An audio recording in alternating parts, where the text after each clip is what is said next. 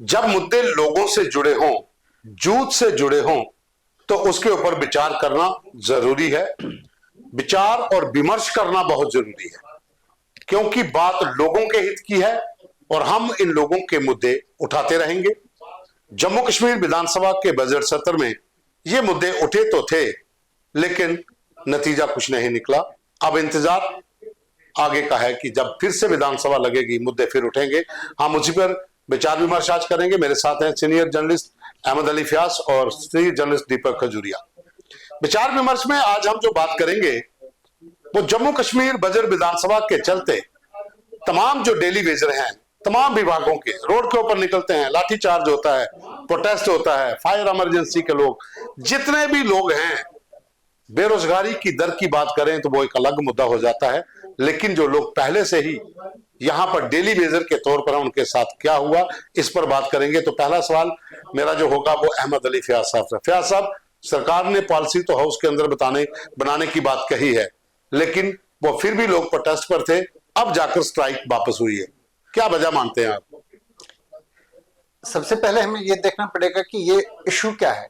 इसके लिए हमें थोड़ा सा अपने दर्शकों को बताना पड़ेगा कि ये जो डेली वेजर्स को सरकारी नौकरियों में मतलब आर्जी तौर पर लगाने का सिलसिला ये पहले से ही है। बाद में जब गवर्नर का राज आया 90 में, तो 1994 में इस पे ब्लैंकेट बैन लगाया गया। इसका मतलब ये है कि 94 के बाद जो भी ये इस टाइप के लोग लगे हैं एडवर्टीजमेंट के बगैर, वो सब के सब गैर कानूनी हैं। ये बिल्कुल साफ बात है।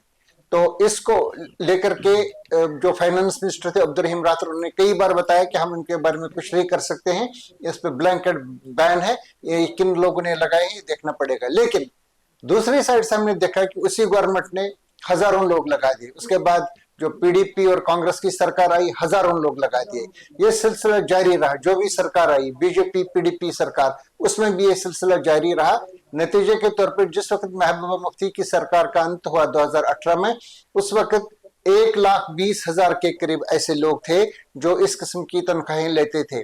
कई डिपार्टमेंट्स में इनके लिए पैसा ही नहीं था। तो ये इशू लगातार था। ये लोग मुतालबा कर रहे थे कि हमें रेगुलराइज किया जाए, हमें सर्विसेज में लिया जाए। हर सरकार ने उनको बताया हम इस पे काम कर रहे हैं, हम एक पॉलिसी लाएंगे। कोई पॉलिसी नहीं लाई गई, सिवाय इसके कि एक बार नेशनल कॉन्फ्रेंस ने 96-2002 के अंत पे एक पॉलिसी लाई थी कि 7 साल तक जो मुकम्मल करेगा काम एज डेली वेजर, तो उसको अगर वहां पे असामियां होंगी तो उस असामियों की जगह पे उनको वहां पे रेगुलराइज किया जाएगा। और उनको रेगुलराइज किया भी गया कई साल तक। लेकिन उसके बाद ये सिलसिला फ्री फॉर ऑल रहा। और उसके बाद ad hoc, contractual, need based, daily Vaser, ये सब लगते रहे। जब पॉपुलर सरकार का अंत हो गया, उसके बाद जो ब्यूरोक्रेसी आई, तो इन्होंने इस पे काम शुरू किया कि एग्जैक्टली देखते हैं ये वाकई लोग इतने हैं कि नहीं है। हमारी इत्तलात के मुताबिक कम से कम 15,000 लोग ऐसे थे जो एग्जिस्ट कर रहे थे सिर्फ कागजों पे, उनका वजूद कहीं पे नहीं था, उनकी तनख्वाहें निकलती थी। क्योंकि इसमें जैसे कि मैंने बताया फ्री फॉर ऑल था, ये नेपोटिज्म था। अपने लोगों को लाते थे, चाहे पॉलिटिशियन थे, चाहे ब्यूरोक्रेट्स थे, ऑफिसर्स थे, ये अपने लोगों को लाते थे। कई लोगों का नाम ही रखते थे। कई लोग ऐसे थे जो उस वक्त जिस वक्त उनको एंगेज दिखाया गया है उस वक्त वो स्कूल में पढ़ते थे, 5वीं जमात में।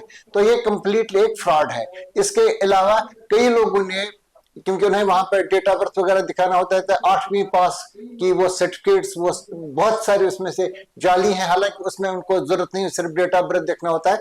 इस वजह से ये लोग 60-70 साल की उम्र में भी रिटायर ही नहीं होते, क्योंकि पॉलिसी नहीं है। अब हम आते हैं इस मुद्दे पर जो अभी चल रहा है, इनके लाठी चार्ज वगैरह। अब इनकी तादाद जो लास्ट टाइम जब सरकार बनी तो उस वक्त बताया गया कि इनकी तादाद 65,000 है। लेकिन फिर उन्होंने इस पे और ये देखना शुरू किया तो फिर बताया गया 1 लाख है। मतलब कि अभी ये बात साफ ही नहीं है क्या 65,000 है या ये 1 लाख लोग हैं। अब इन लोगों को ये बताया जा रहा है कि हम आपको रेगुलराइज करेंगे। लेकिन जो विधानसभा का सेशन शुरू हुआ मार्च में, तो पहले ही हफ्ते में यानी कि 5 मार्च को शक्ति राज परिहार जो है बीजेपी के डोडा वेस्ट से एमएलए, तो उनका सवाल था AQ नंबर 598। तो उसमें बताया गया है कि इनके बारे में सरकार पॉलिसी बना रही है, लेकिन ये बताया गया है कि हम उस सुप्रीम कोर्ट के ऑर्डर की रोशनी में बनाएंगे जो state of Karnataka versus Uma Devi एक फैसला दिया गया जिसमें बताया गया है कि आर्टिकल 14, 15 और 16 की ये खिलाफ वर्जी होगी अगर इस तरह के लोगों को रेगुलराइज करेंगे। तो एक तरह से सरकार ने ये साफ बात कर ली कि हम किसी को रेगुलराइज नहीं करेंगे। लेकिन उसके बाद कई सवाल इसी मुद्दे को लेकर के आए। कुछ सवालों में ये बताया गया हम पॉलिसी बना रहे हैं, किसी जगह पे ये बताया गया हम कुछ नहीं कर रहे हैं। जैसे कि NHM के लोग हैं, इसमें minister for health and medical education ने कहा कि मरकजी सरकार के लोग हैं, वो जाने तो काम जाने। इसके लिए एक जरूरी है कि जब ये काम अब ये एक हाई लेवल कमेटी इस पे काम कर रही है, जब तक हम ये बताना चाहेंगे अपने नाजरीन के लिए कि जब तक इन लोगों को एग्जैक्टली ये देखा नहीं जाएगा कौन है, कितने हैं, और इनको अलग नहीं किया जाएगा। मैं आपको बताता हूं क्यों। इसलिए कि इसमें तकरीबन 90% लोग ऐसे हैं जो डेली वेजर्स हैं, जिनको किसी जूनियर इंजीनियर ने, असिस्टेंट इंजीनियर ने या किसी तहसीलदार साहब ने सड़क पर से उठा करके एंगेज कर दिया। इन लोगों को कैसे आप रेगुलराइज करेंगे? क्योंकि यहाँ पे कॉन्स्टिट्यूशन में गारंटी है कि हर एक को मौका फराहम करना है कि वो इंटरव्यू में आ जाए, एडवर्टाइज होना चाहिए। अब इसमें कई पोस्ट ऐसे हैं जो एडवर्टाइज भी हुए हैं, जो गवर्नमेंट की तरफ से आला सतही कमिटीज बनाई गई हैं, highest level chief secretary level के ऑफिसर्स वहां पे लगाए गए हैं, और इस पे गवर्नमेंट ऑर्डर के तहत उनको एंगेज किया गया है, लेकिन उनको मिल रहा है 10,000 या 20,000 रुपए। मिसाल के तौर पे पवन जी, मैं 1 मिनट और लेना चाहूंगा। बिल्कुल बिल्कुल। मिसाल के तौर पे यहाँ पे फॉरेस्ट डिपार्टमेंट है, इसके साथ एक प्रोजेक्ट है कैंपा का। इस कैंपा के तहत, मरकजी कैंपा के तहत 1 लाख करोड़ रुपए में मुझे बताया गया है, और रियासत यहाँ पे जम्मू कश्मीर में 1,000 करोड़ रुपए से ज्यादा इनके पास है। अगर इन लोगों को रेगुलराइज करते हैं जिनकी तादाद हमें बताया गया 100 से कम है, तो सरकारी खजाने पे कोई बोझ पड़ता ही नहीं है, क्योंकि इनके पास पैसा जमा है। वो आता है, जो आप प्रोजेक्ट बनाते हैं जंगल से, तो उनको जमा करना पड़ता है, वो पैसा वहां पे है, इसका 1% या कुछ परसेंटेज खर्च कर सकते हैं। इसी नेशनल कॉन्फ्रेंस गवर्नमेंट ने 2012 में लगाए हैं कैंपा का स्टाफ, जिनको अभी तक PhD और MSc किए हुए हैं फॉरेस्ट्री में, उनको मिल रहा है 20,000 रुपए अभी तक, और पिछले 7 साल में कोई इजाफा नहीं। इसके बरक्स जो कई और कैडर्स हैं, कैडर्स तो हम नहीं कहेंगे क्योंकि कैडर रेगुलर होता है, कई लोग ऐसे हैं जिनको 10,000 रुपए लगाए गए और उनकी तनख्वाहें इस वक्त 40,000 है। मैं ये बता रहा हूँ, कोई पॉलिसी नहीं है। इसके अलावा जो मैंने बताया डेली वेजर्स हैं, इनको 90% ये लोग वही हैं या 80% होंगे, ये इनको अलग करना पड़ेगा। तो सरकार को उन लोगों के लिए अलग पॉलिसी बनानी पड़ेगी जो टेक्निकल, जिनके पास क्वालिफिकेशंस हैं, BSc, MSc और PhD की डिग्रीज हैं, जिनको तनख्वाहें मिलनी चाहिए थे 1 लाख से ऊपर, जो इनके रेगुलर, इनके बराबर लोग हैं रेगुलर सर्विस में, उनको 1 लाख 1.5 लाख रुपए की तनख्वाहें मिलती हैं। लेकिन इन लोगों को चूंकि ये कॉन्ट्रैक्चुअल है या नीड बेस्ड है, इनको सिर्फ 10,000 या 20,000 रुपए मिलता है। नहीं, मैं जो बात कर रहा था ना फैज साहब, मैं ये बात कर रहा था, तमाम सरकारें आई, तमाम सरकारें गई। नेशनल कॉन्फ्रेंस कांग्रेस की सरकार रही, कांग्रेस PDP की रही, PDP BJP की रही, और नेशनल कॉन्फ्रेंस काफी समय से रही। ये डेली बेसिस लगते आए। 1994 का जो आप हवाला दे रहे हैं कि उसके तहत ब्लैंकेट बैन लग गया, लेकिन उसके बाद भी जो लोग काम कर रहे हैं। तो दीपक, जितने लोग जो वहां प्रोटेस्ट कर रहे हैं, क्या संख्या इतनी ही है, या फिर ये लोग अभी भी इंगेज हैं किसी के घर पे, जहां कोई अपना बिजनेस कर रहा है, लेकिन नाम उसका वहां पे चल रहा है, वो चाहे PHE है, चाहे PDD है, या फिर अदर डिपार्टमेंट्स है? देखिए पवन जी, अगर हम कुल आंकड़ों की बात करें जो सरकार के पास फाइलों में आंकड़ा है, तो वो करीबन 60,000 से अधिक बनता है। करीबन 61,000 के करीब सभी डेली वेजर्स हैं, जो करीबन 2000 अर्ली 2000 से लेकर 2000 मैं ये कहूंगा कि 21-22 तक कहीं ना कहीं एंगेज होते ही रहे। अब बड़ी बात यह है कि अगर हम डेली वेजर्स की बात करते हैं, उनसे जब ये पूछते हैं तो वो कहते हैं कि सरकार ये कहती है कि बहुत बड़ा आंकड़ा है 60-61,000, इन सबको अगर एक साथ स्थायी किया गया तो इतना पैसा अकाउंट में होना चाहिए कि उनको सैलरी दी जाए रेगुलराइज करने के बाद। और जैसे फयाज साहब ने कहा, कोई स्कीम भी ऐसी नहीं है कि उनको पक्का किया जाएगा। दूसरी बात यह है कि अगर डेली वेजरों का आंकड़ा देखें तो वो कहते हैं कि हमारा आंकड़ा 30 से 35,000 है उन लोगों का जो रूटीन में डेली वेजर के तौर पे काम कर रहे हैं। क्योंकि इसमें एक और चीज भी आती है पवन जी, कि जब डेली वेजर लगना शुरू हुए थे अर्ली 2000 से लेकर अभी तक, कई सारे डेली वेजर ऐसे थे जिन्होंने 5-10 साल नौकरी की और उसके बाद वो छोड़ गए।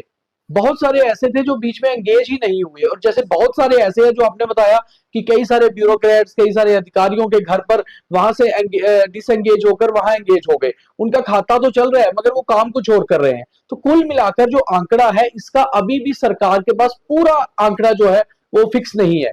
करीबन डेली वेजरों का कहना है कि 30 से 35 हजार ही डेली वेजर जो रूटीन में काम कर रहे हैं वो है, जबकि सरकारी आंकड़ा कहता है कि 60,000 से अधिक है। और इसका एक फिक्स फिगर जो है वो डिपार्टमेंट वाइज भी जो है वो भी एक्यूरेट नहीं है। हमने कई सारे विभागों में भी जाकर बात की, उनके विभागों के डेली वेजर से, उनके पास भी जो फिक्स आंकड़ा है कि अगर डेली वेजर लगे कितने सालों में कितने लगे, कितने पक्के हुए होने चाहिए, कितनों का रिकॉर्ड ऐसा है जो अभी भी डिपार्टमेंट में काम कर रहे हैं, तो कहीं ना कहीं अभी संदेह के घेरे में ये आंकड़ा भी है। अब जैसे सरकार ने जो कमेटी बनाई है तो मुझे लगता है कमेटी सबसे पहले तो इसी चीज पे सर्वे करे कि सबसे पहले डेली वेजर कब लगना शुरू हुए, आखिरी डेली वेजर कौन से साल में लगा, और इसके बीच में क्या जो शुरू में लगे थे लगातार काम कर रहे हैं या फिर उन्होंने काम छोड़ दिया, जो लगातार कर रहे हैं क्या उनका कोई डाटा मेंटेन हो रहा है। तो सबसे पहले तो ये जो कमेटी बनाई जा रही है उसको कमेटी को इसी पे काम करना चाहिए, उसके बाद फिर जो फैसला होगा वो। पर एक और चीज इसमें आती है,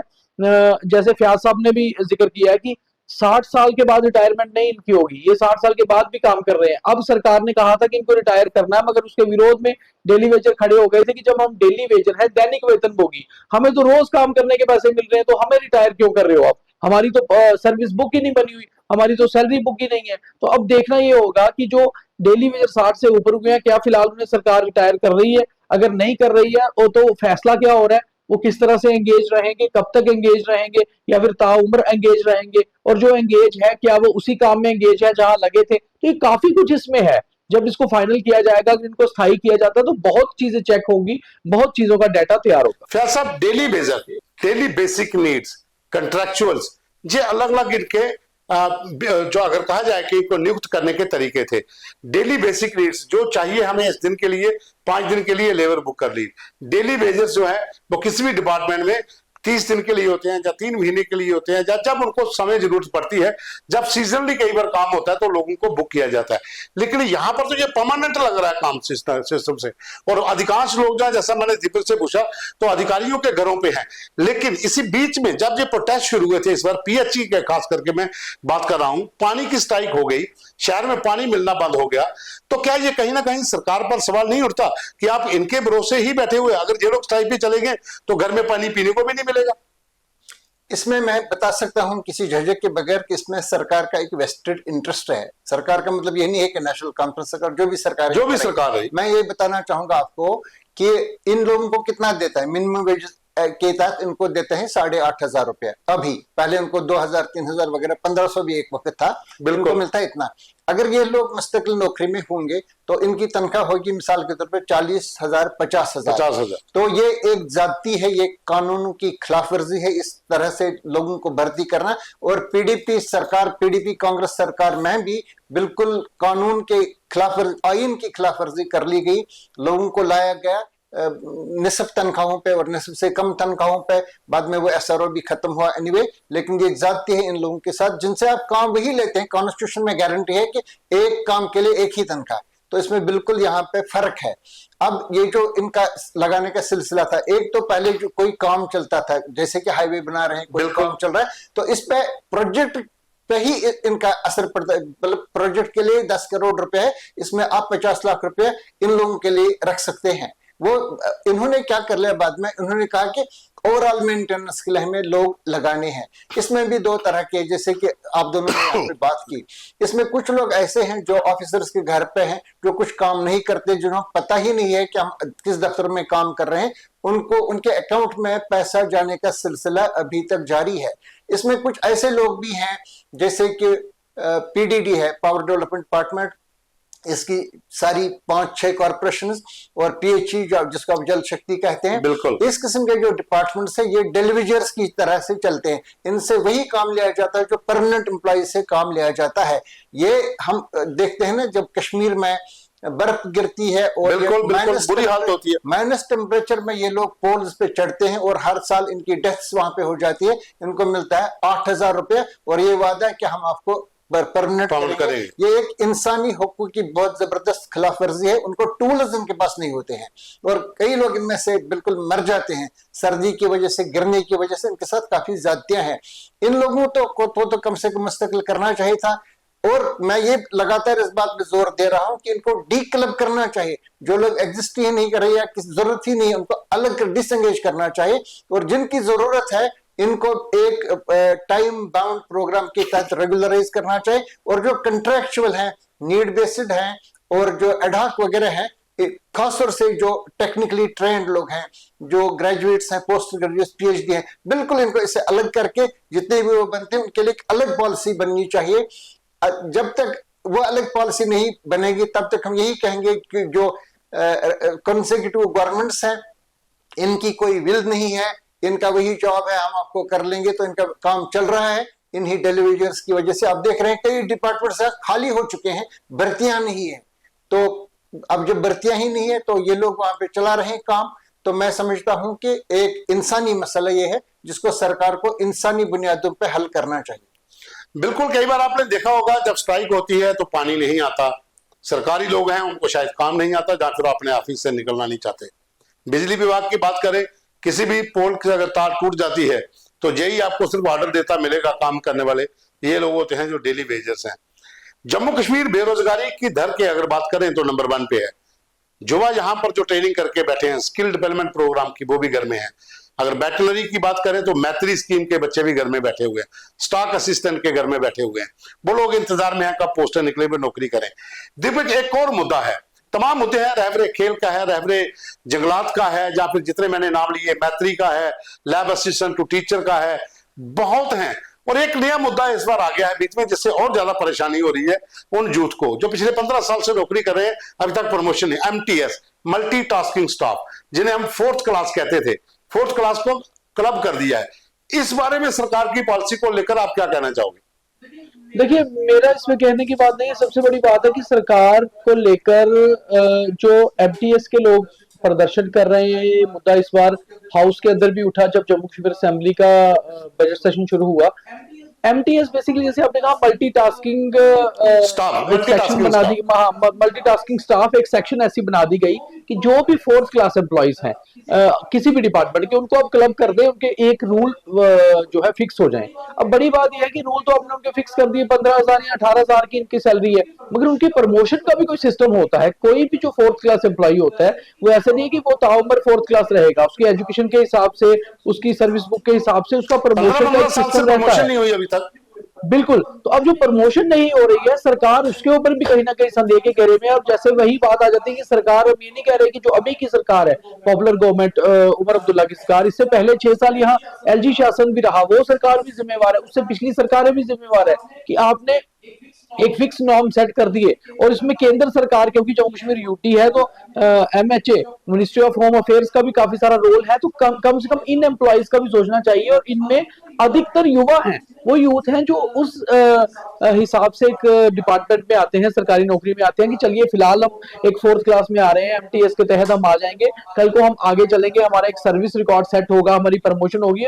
कुछ ऐसे भी होंगे जो ग्रेजुएट हैं पर लगे हुए हैं अपने 4th क्लास में, उनको ये उम्मीद है कि आगे उनको कोई प्रमोशन मिलेगी, वो क्लरिकल में जाएंगे, हो सकता है C ग्रेड में वो आ जाए। तो कम से कम इसके ऊपर भी एक सिस्टम सेट करना चाहिए रूल्स के मुताबिक, या फिर रूल्स को अमेंड करते हुए कुछ ना कुछ एक सरकार को करना पड़ेगा। क्योंकि एक नया सरकार के सामने ये और मसला खड़ा हो गया कि MTS के लोग भी अब प्रदर्शन को लेकर सामने देखिए, आए। MTS का जो मुद्दा है उसमें ये क्लियर है कि आपने उनको सेंटर का ग्रेड तो दे दिया, लेकिन आपने उनको बेसिक 18,000 की नहीं दी, आपने उनके लिए प्रमोशन पॉलिसी नहीं लाई। 15 साल से जो RDD डिपार्टमेंट, PWD डिपार्टमेंट में जो लोग हैं जो अब MTS के ग्रेड में हैं, वो इंतजार कर रहे हैं DPC का कब प्रमोशन हो। कुछ डिपार्टमेंट्स अपने तरीके से कर रहे हैं, लेकिन तमाम जो लोग लगे हुए हैं, जितने भी पुराने हैं, जने हैं, सब के सब परेशान हैं कि सरकार आखिर इनके लिए वो पॉलिसी क्यों नहीं ला रही। बहुत से मुद्दे हैं, बहुत से यूथ जो हैं बेरोजगार भी हैं, जो ट्रेनिंग करके घर बैठे हैं, तमाम जितने मैंने विभागों के नाम लिए, हर कोई इंतजार में है कि सरकार कब कोई पॉलिसी लाए। अब डेली वेजर की हमने बात की थी तो उसके ऊपर भी सरकार ने हाउस के अंदर पॉलिसी बनाने की तो बात कर दी है, लेकिन कब बनेगी, क्या नतीजा होगा, उसका इंतजार करना पड़ेगा। लेकिन आज का हमारा जो शो था वो इसी पर था कि जितने भी डेली वेजेस या तमाम विभागों के बीच जो डेली बेसिक नीड लगे हुए हैं, एडॉक पे लगे हैं, कॉन्ट्रेक्चुअल लगे हैं, इनके लिए सरकार को गंभीरता से सोचना होगा। और जैसा फयाज साहब ने कहा कि एक क्राइटेरिया बनाना होगा, जो पढ़े लिखे पीएचडी है या एमएससी है या फिर जो लड़के लगे हुए हैं जिनकी जरूरत है टेक्निकल में, उनका एक क्राइटेरिया अलग से करिए, बाकी वालों का अलग से करिए, और फिर जांच की जाए कि आखिर ये लोग इतने हैं कहां पर, जितना आंकड़ा है ग्राउंड पे कितने हैं, काम कितने लोग कर रहे हैं, बाकी लोग कहां चले गए हैं। जब तक ये क्लियर नहीं होगा तब तक सरकार जो पॉलिसी लाएगी, मुझे लगता है वो पॉलिसी भी अदर में ही लटकी रहेगी और इन लोगों का कुछ नहीं बनेगा। ऐसे ही प्रोटेस्ट करते रहेंगे, जो काम करने वाले ग्राउंड पे लोग हैं वो लाठियां खाते रहेंगे। आज का हम यहीं पर विराम लेते हैं। दोनों मेहमानों का बहुत बहुत शुक्रिया। शुक्रिया। धन्यवाद।